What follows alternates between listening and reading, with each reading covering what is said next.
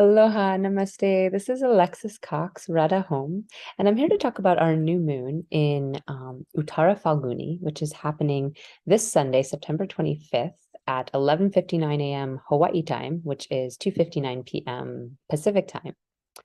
And this star, Uttaraphalguni, is called the marriage star. It is said to be where Shiva and Parvati had their reunion together. And together with the star that's right before it, called Purva Falguni, they make up this marriage bed. Actually, the stars that make up the nakshatras are the front two legs of a cot or a bed, and the back two legs. And we see between these two stars how love turns into marriage. In Purva Falguni, there's this quality of romance and sexuality and pleasure and happiness. It's ruled over by the deity Bagha, who's the god of delight. In Uttara Falguni, we see this move into the more serious side of things, where things need to take form and become contractual, right? We might have fun and enjoy pleasure with another person, but can we make a life with them?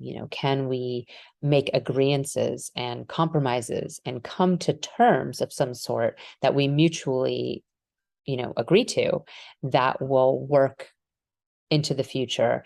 And, if one person slides on those, it will affect the partnership as a whole. It will affect what's being created, which is like an entity separate from the two people. When two people join in this way, they're beyond their two individual selves, and they're beyond even their connection and their love. And they form this almost like a company, or a corporation of sorts. Like, this is us as a couple, and this is what we agree to, and these are the ways we're going to live our lives. These are the values we have. This is how we're going to deal with finances and all these kind of things. And of course, this isn't just romantic relationships. This is business partnerships. This is any kind of contracts we're making, even contracts we make with ourselves. If we think of Shiva and Shakti, Shiva is consciousness and Shakti is matter. It's all that is in the world.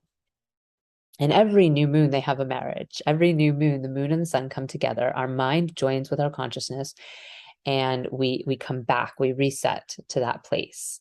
And then we have a separation again. And the full moon is when it's really highlighted, and we can really see the mind and all of its activity and everything that's happening in the world. And the world is happening through the mind, right? Everything that we're experiencing is happening through our lens, through our perspective, through our experience, and how we see it and how we view it. So this star is not just about our external contracts and relationships and partnerships and things that we're making, but it's also that internal quality where we're marrying our own selves, our own poles of consciousness and matter, and making arrangements with ourselves, and agreements. And it's particularly poignant that it goes from Leo into Virgo. So Purva Falguni, the star that's beforehand, is entirely in Leo. And then Uttara Falguni has its beginnings in Leo and its majority in Virgo, which is where this new moon is taking place. And I will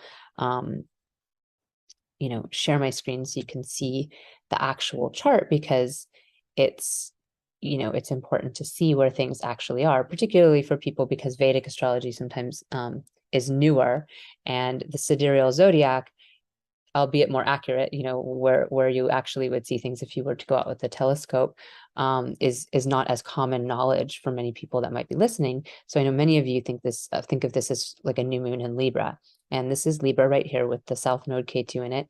And we are going to move into our eclipse season soon, so we'll be talking about Libra plenty coming up. But this is Virgo, and you can see it's not just the moon and the sun coming together in Virgo, right? In Uttara Falguni, it is Venus and Mercury also.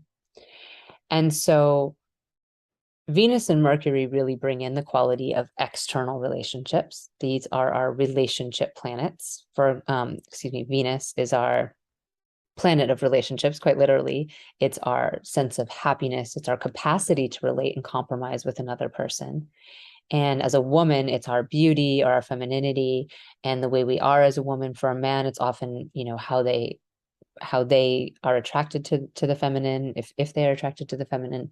But in in a more deeper sense, it's really our capacity to find happiness and be happy. And incidentally, Venus is actually debilitated here in Virgo.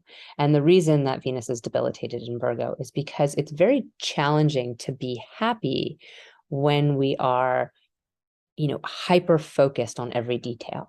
When we see everything for what it's lacking rather than what it has, we're going to have a hard time enjoying it. Particularly if what we're seeing the lacking in is our physical form or our beauty or our relationship and our partner and all the things they're not doing right, or all the ways in which our relationship as a unit, as that corporation that we formed is not as good as the corporation over there that our friends have running. This can really cause quite a lot of unhappiness, right? This can be a situation where we feel like everything is and sorry, it's starting to get a little bit dark, so I'm gonna change my light to see if that helps. But that Virgo quality, it's got to be just right. So particularly when we're in relationship, if we're seeing all the things that are wrong in another person or in the relationship, often it's reflection of how we're feeling about ourselves, right? Often it's indicative of the flaws that are coming up for us within ourselves, and this quality of perfectionism where we want to be perfect. We want to be pure, we want to be clean, and we want to be perfect. And the truth is that we'll never really be any of those things. We can clean ourselves off in a shower, we can, fast or cleanse or eat the, best food and really take good care of our body temple. We can do purification rituals, we can be as perfect as possible. We can get every hair in place and make sure our clothes are on just right and do every single thing. But, nature is going to come forward and there's going to be an effect from just living. The outside world constantly is going to be working on us, whether it's the elements of the sun or the wind or the rain or the cold, or whether it's just time, just that passing of time that literally ages us. And so the more we live, the more we do, the more we get used. And that's the same for our objects. Our beautiful brand new dress that we just bought is going to be more used after we wear it. So do we want to keep it hanging on a hanger forever and never wear it because we want it to stay as perfect as the day we bought it? Or do we want to wear it to an amazing party and have a really good time? And maybe it, doesn't make it past that night, or has a couple flaws after that night, or the flaw is just that it has to be washed and it's not quite as new or perfect as it was before. Well, of course, we probably bought it to wear it. Well, it's the same with our life. We put on this outfit, this bones and flesh and hair and teeth and nails to wear it, to live a life and to experience our life. And it's going to be very hard to be happy if we're caught up in trying to preserve it, like as if it's something that can be preserved and kept in a certain state of youth that will never actually be, right? And we see celebrities, or we see different people, tons of plastic surgery and Botox and the makeup and the, what can we do to try to not age or to not look, to not look like we're less than.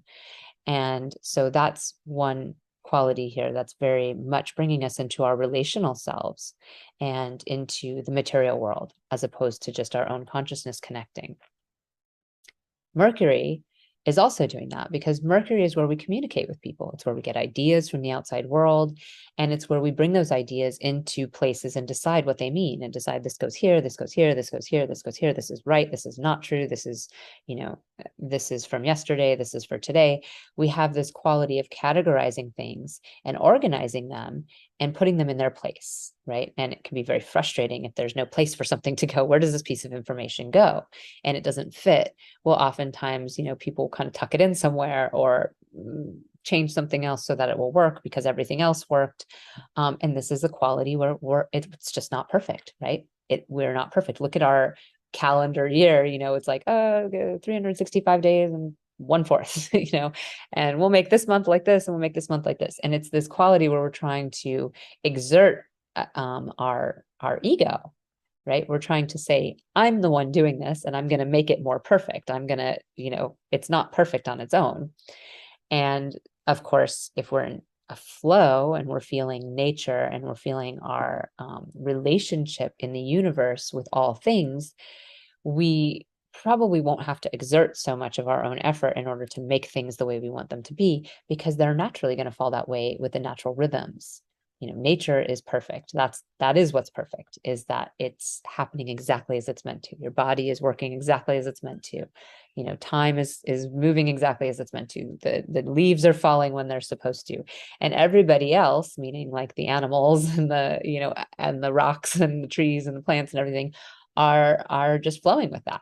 They're just going with what is. And as the earth gets, more destabilized, perhaps because of humans, those creatures and those plants are adjusting. Their bodies are naturally adjusting, and there isn't necessarily a lot of thought about it. They're not overriding what is.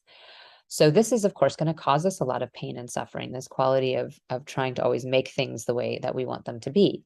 But Mercury is actually in its highest state in Virgo. It is the only planet that's exalted in its own sign, but all the planets do really well in their own sign.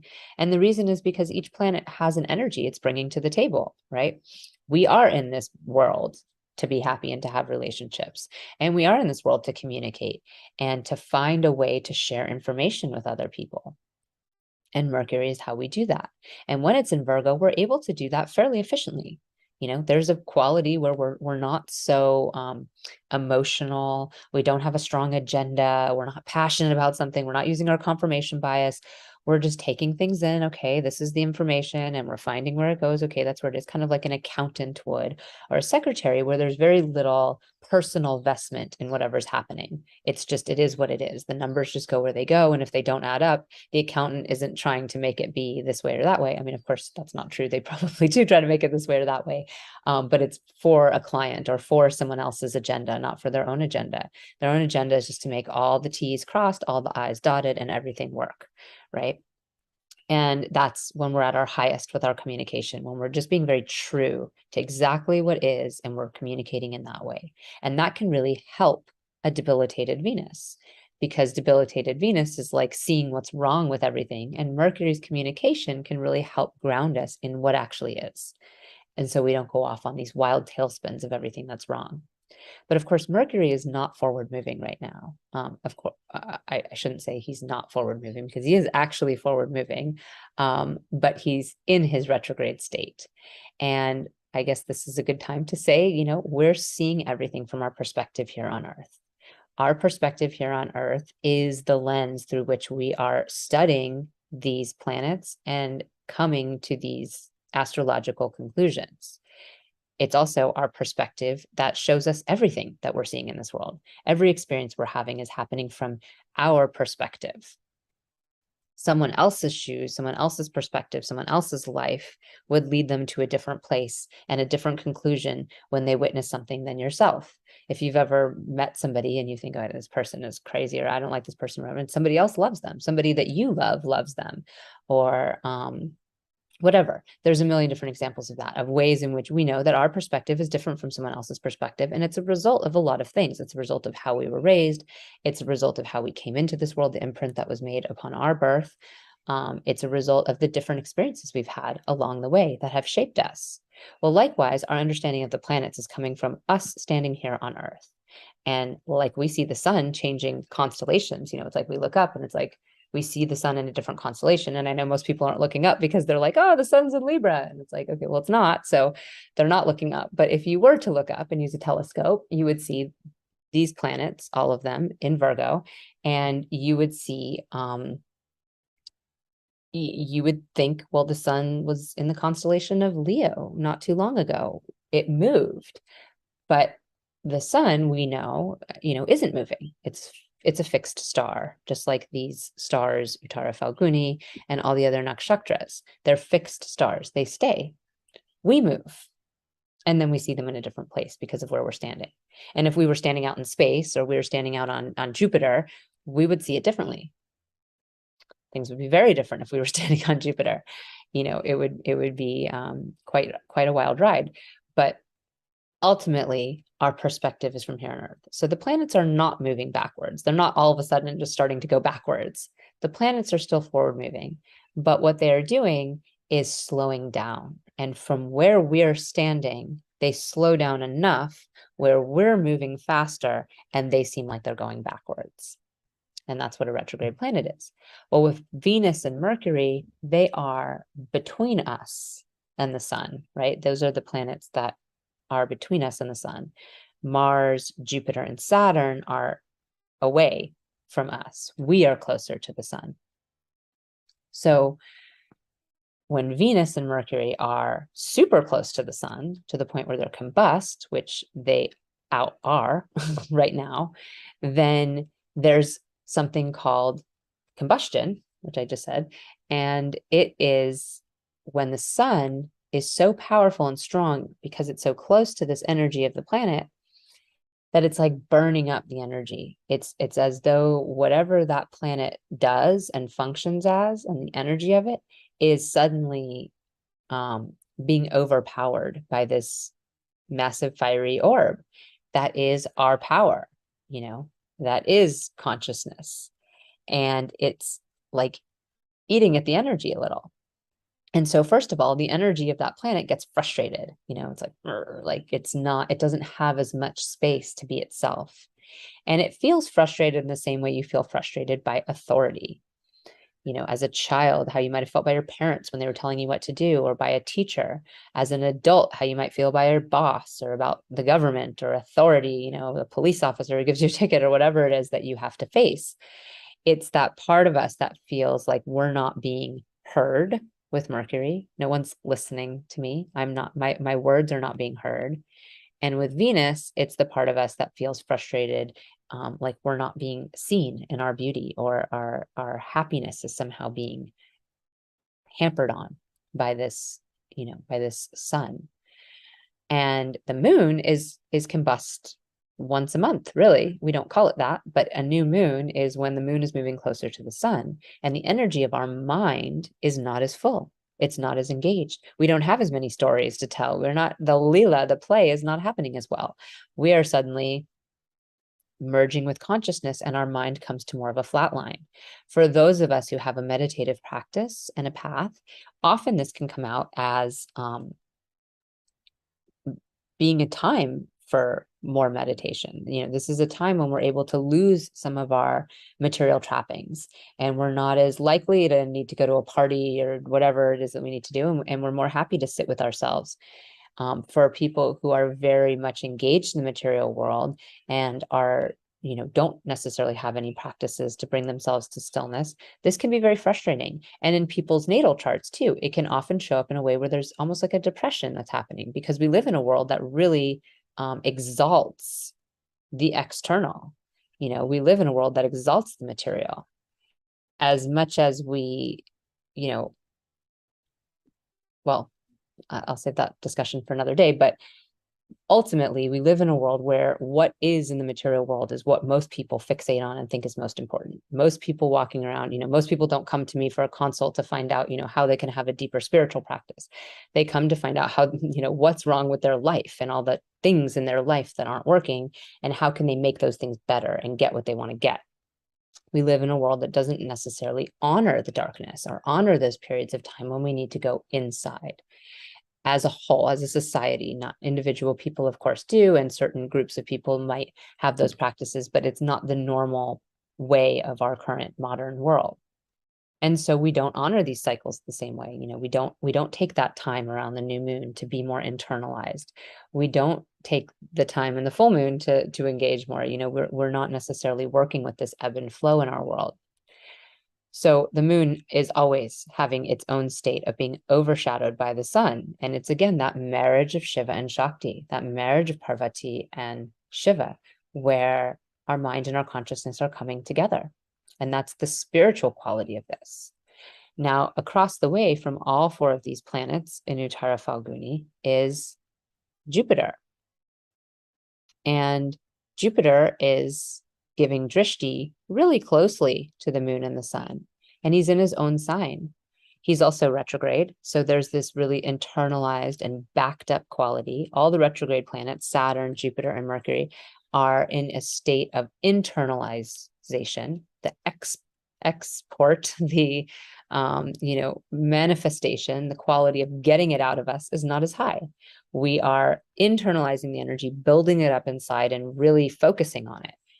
And particularly, that's going to be true for Mercury because he's both combust and retrograde.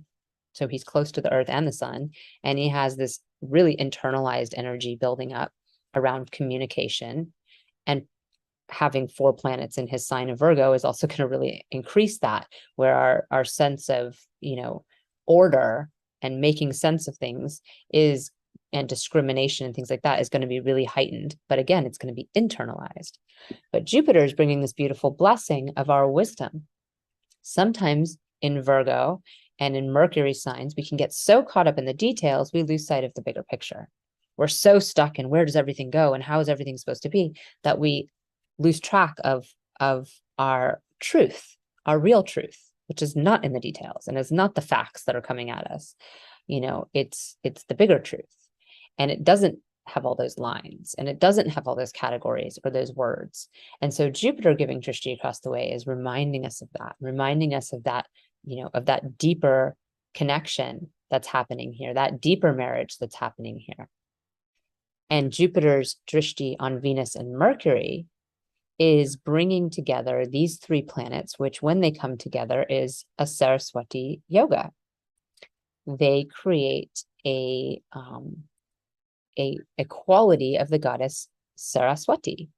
She is the goddess of music and learning and, literature and writing and speaking. And she's very pure, right? She has this Virgo quality. She has this quality of Kanya, of the young girl. She is said to be from Brahma, the creator. He is her father, and he also wants to be with her and chases her, and she doesn't want to be with him. She doesn't want to be with anyone, really. She wants to write and play music and make things beautiful in this world. So it's a very artistic yoga. This is you're bringing together wisdom, this really high, beautiful truth and principle of which anything, artistic, if it's not infused with spirit in that way, if it's not infused with the high spiritual truths, there's only so much it can be. I mean, we see this actually rampant in today's world. It's like a lot of art that has nothing to do with anything true or spiritual or deep. And it doesn't hit the heart in the same way. It's very superficial and shallow, and doesn't, it won't really actually last the test of time. It doesn't make true art like some of the art from yesteryear that really has stood the test of time and still continues to evoke the same emotions in people that it did so long ago. And then we bring together the Venus, that beauty and that artistry. And while that perfectionism of Virgo can be very, very, very challenging in a romantic relationship, or even when we're just dealing with our own self and our own happiness, that meticulousness can be quite an addition to an artistic endeavor, right? Because that people who really have that quality, that Virgo part with precision and detail and making sure everything's right, tend to make very beautiful art, or very beautiful music, or whatever type of art they're bringing. And then Mercury is, of course, bringing in the communication itself, the facts, the details, but also the capacity to bring it to somebody, to bring it out to the world. So it's not just with ourselves. Now, of course, because both Jupiter and Mercury are retrograde, it is going to be more internalized. There's not going to be as strong of a manifestation, but this can be a really good time for working on something, whether it's music or whether it's, more something written or whatever. It can be something we're doing on our own or at home, or maybe we're not even writing it down. It's just starting to come to us within ourselves. But this is a time where really artistic genius can really occur because of this, and particularly because Mercury is in his own sign, exalted, and Jupiter's in his own sign. And this Mercury and this Jupiter are offering Venus what we call a Nichabanga, a little bit of a leg up, something to shift that over analytical Venus quality where we're like, this is like this and this is like this and everything's not perfect, and to be able to communicate about it and to be able to offer ourselves, that gift of easing whatever's going on, particularly between two people. It might not work as well with yourself, but it could. You can still be using your buddhi or discrimination in order to determine, okay, maybe I don't need to be hyper paranoid about that thing, or I don't need to, focus on that something so much. But particularly in relationships with other people, good communication goes a long way, right? Anyone who's ever been in a relationship knows that. Good communication can make or break a relationship.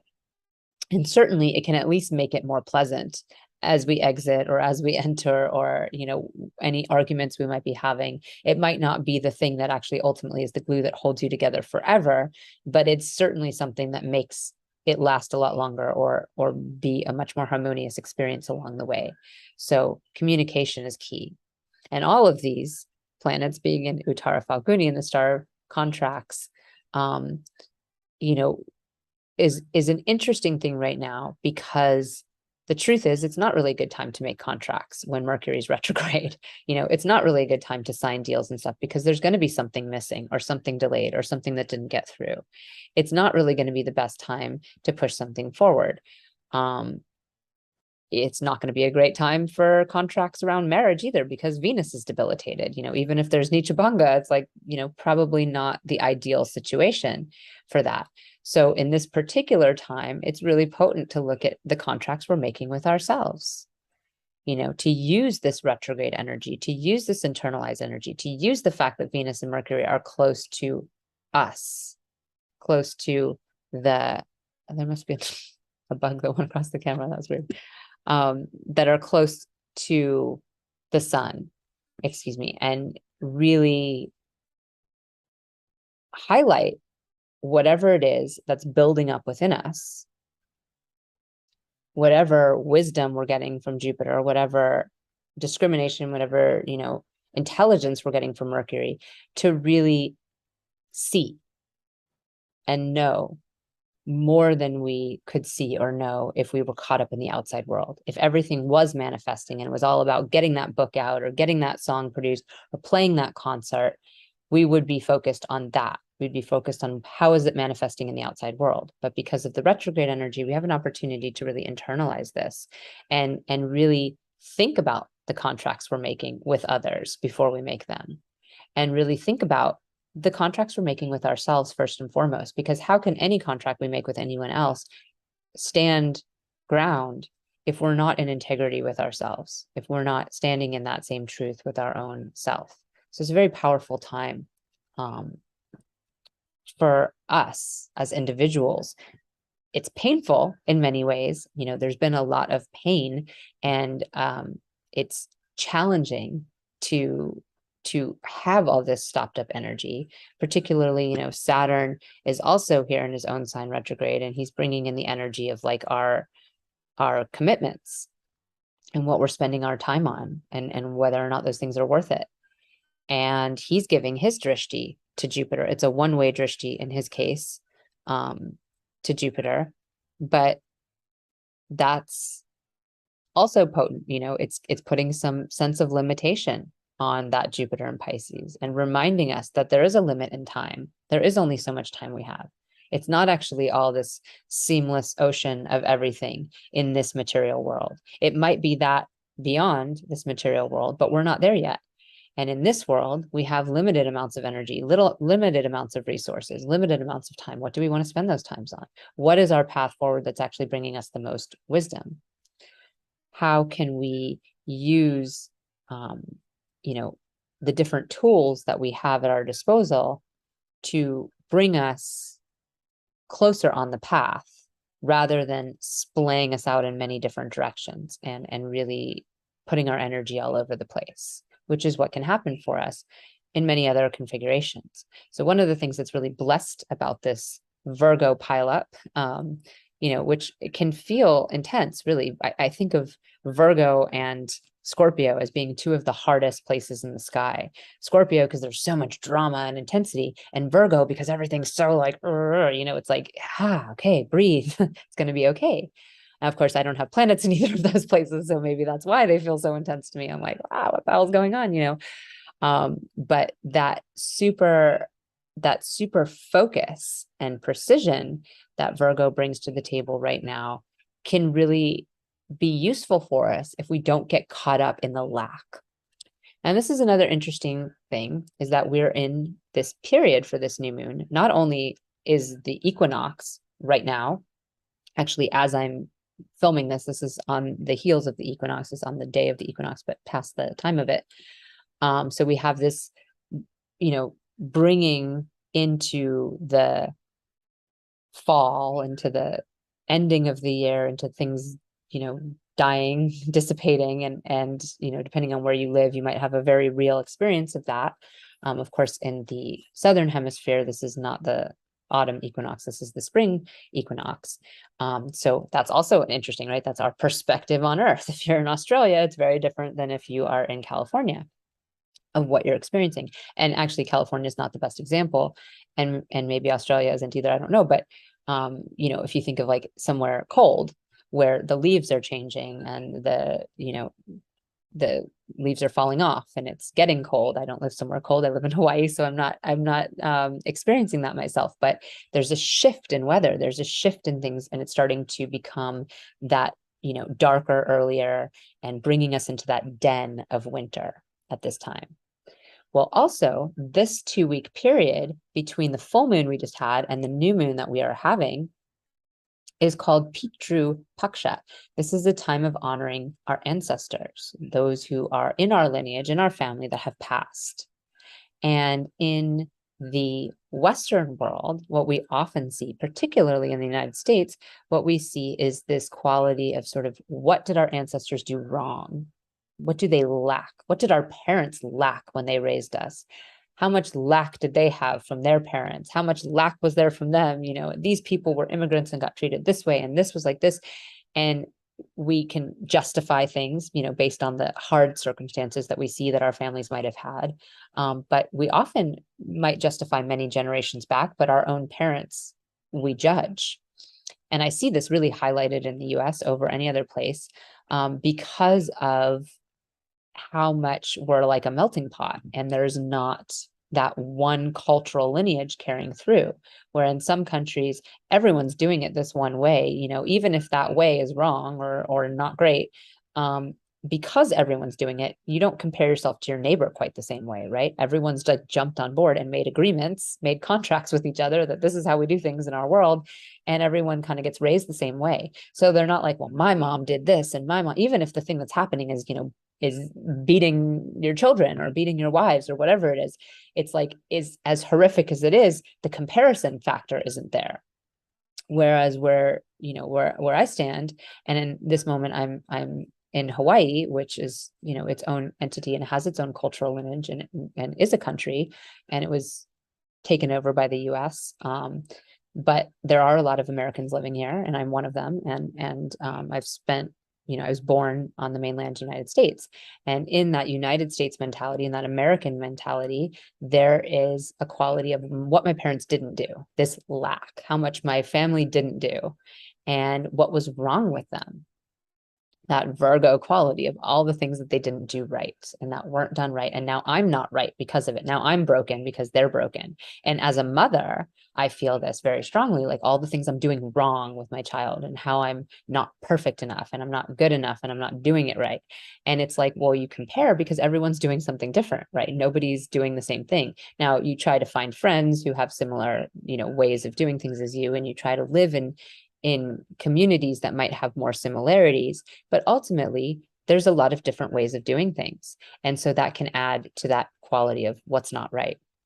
Well, if we think about it, if we like flip that script on ourselves and think about the fact that in many cultures, and particularly Indian culture, our parents are something we revere, right? We look up to them, like almost like a priest or a connector to source.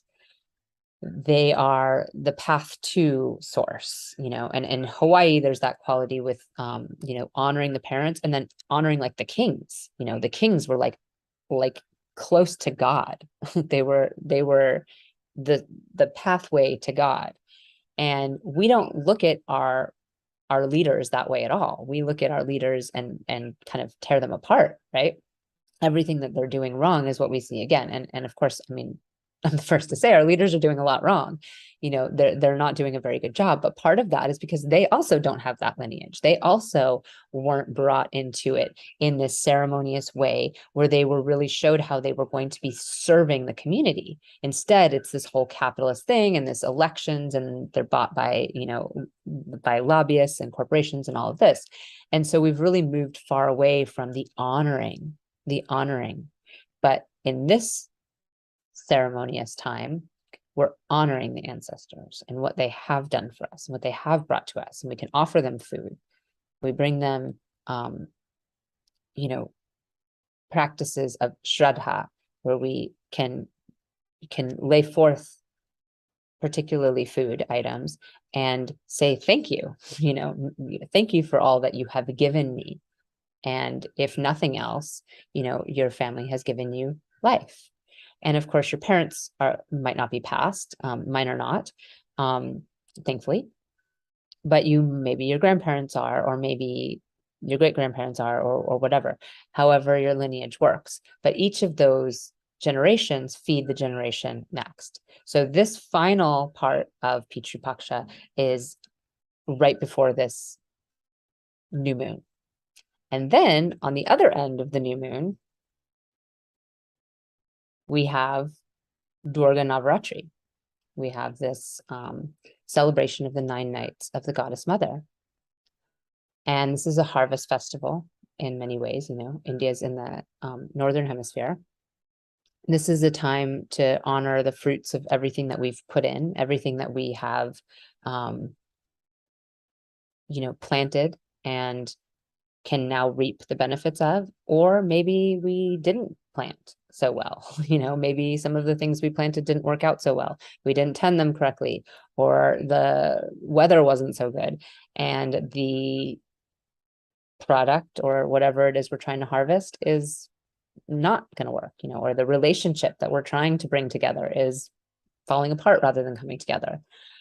So it's a time when we see the results of what it is that we've done. And it's actually another definition of Uttaraphalguni. The phal is actually the fruits of what we've done. The guna is, the guni is kind of related to the gunas, which are the ropes of Maya that tie us into the illusion of this world. So they bring us into this world and keep us from reality, which is not this world. And Uttara is the later, or in India, the states that are, you know, the northern part could be Uttar Pradesh, or so Uttara is it's the later star, because as I said before, there's Purva Falguni. Purva Falguni is the earlier star. So this time of honoring, you know, the harvest and the fruits. But Durga is also the demon slayer. You know, she rides a tiger or a lion, depending on what location you're celebrating her in. And she is called upon. She is brought to the earth plane by the other gods, the male gods, actually, specifically, because the demon that she's taking on is has a boon, and he can't be killed by a man or a god. But the boon didn't include a female, it didn't include a lady. And so she comes riding in on her tiger to slay the demon, and he's shape-shifting. He's a buffalo-headed demon. And he is Mahishasura, and he can change. So this is like the demons in our mind, right? Our mind, it's like always changing. Oh, okay, well, we think that we kind of caught it. We're like, okay, that's the way it is. This is how we see it. And then it's like, oh, it shapeshifts and comes a different way. Like if you've had, you know, repeated relationships that you keep having the same pattern come up again, or you have the same problem in your work or whatever, you know, the same addiction issues, whatever the problem is that you have that comes up again and again as a pattern. It's like, I thought I got that, you know, I thought I got that pattern, but it shapeshifted and turned into something else. You know, maybe it was a coffee habit before, and now all of a sudden you found that you have a sweet tooth or whatever. It's that shape-shifting quality. Well, she's eventually able to slay it. She has to call on all her Shakti. She has to call on all the emanations. She has to call on the Nava Durgas that we celebrate each of the nights of the 9 nights. Nava is night, Navaratri, Nava is 9, and Atri is night. Ratri is night. So we have the Navratri. And then she brings on the Ashtamatrikas, the 8 matrikas, the 8 little mothers.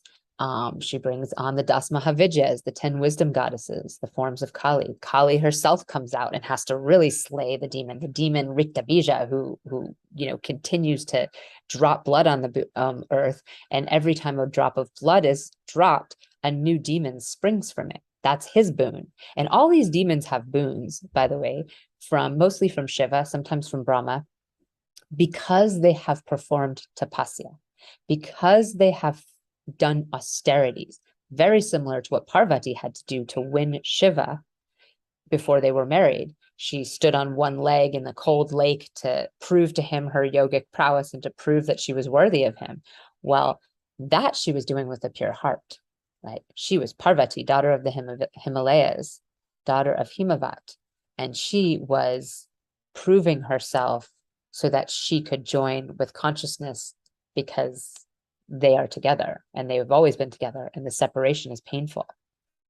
But these demons are not doing it out of purity of heart. They are doing it out of ego and want and desire and the things that they want out of the world. And so they get more and more and more and more, and they build palaces and they get harems and they have money and all these different things, and they build armies of demons, and the armies grow and grow and grow. But Shiva still grants them a boon. So you can do a lot of yogic work, or you can do a lot of practices that bring you siddhi, that bring you power or bring you strength. But what you'll get is you'll end up being stuck in your ego and using that power for ill.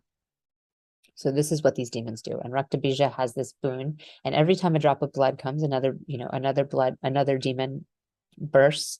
And so Kali has to come out, right? Durga has to sit there until Kali comes out of her, like absolute powerful rage jumps out of her, and long lolling tongue, and she licks up the blood and kills the demon, and licks the blood and kills the demon, and licks the blood and kills the demon, until she's like killed all the demons. And then she's able to come back together.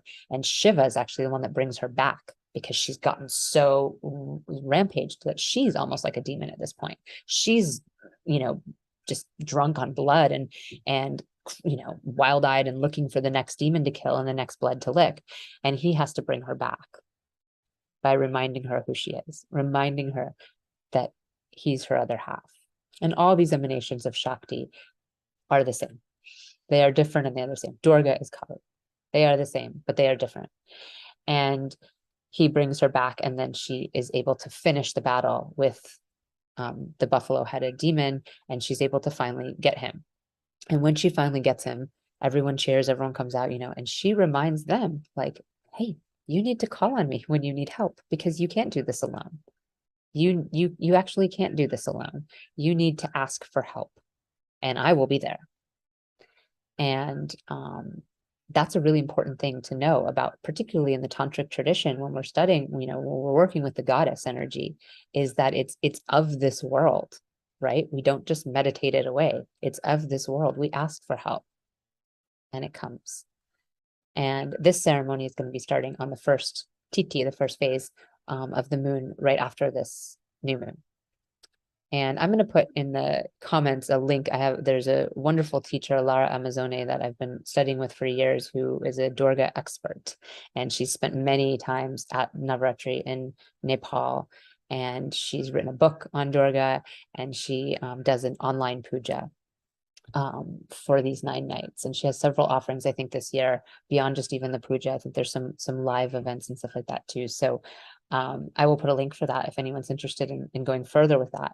But whether or not you particularly have any path with the Indian goddesses or deities, you can know that a huge percentage of the population will be praying in this 9-day period. And it's a beautiful time to really put forward the energy of breaking down, and different lineages practice it in a different way.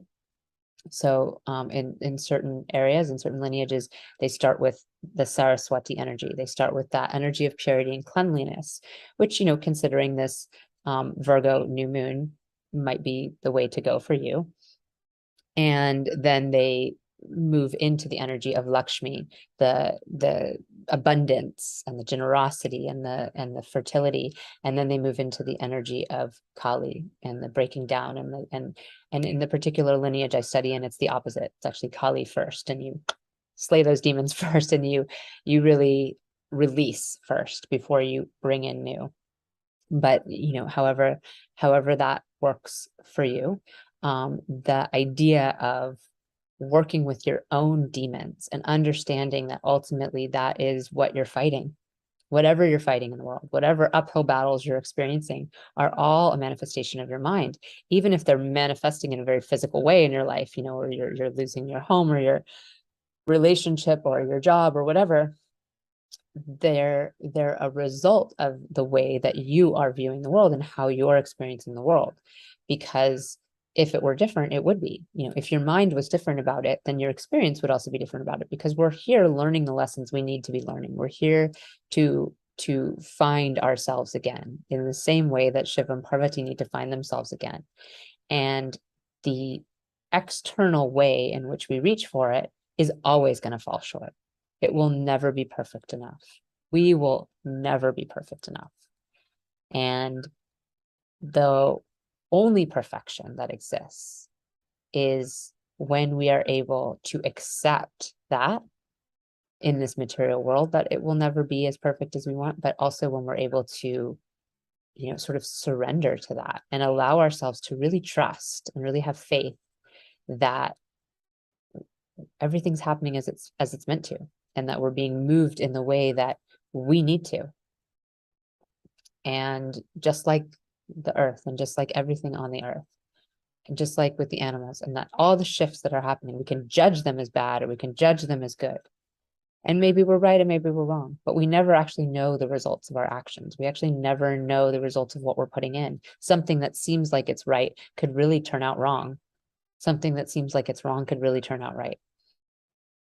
So the path is asking us to release the control more than anything. And this is a beautiful time for healing practices, particularly using plants and herbs and greenery. Virgo loves that soothing energy of greenery. It's a beautiful time to purify yourself through ritual or through water. And for sure, do fast, do cleanses, whatever it is that you need to do, and yet still remember that this is all part of like a ceremony that we're performing and honoring that we're giving to the ancestors, sure, to the people who've walked the earth before us, but to the plants, to the animals, to the earth itself, to the energies that make us be here, to the goddess, if that phraseology works for you, to love or energy, if that works better for you.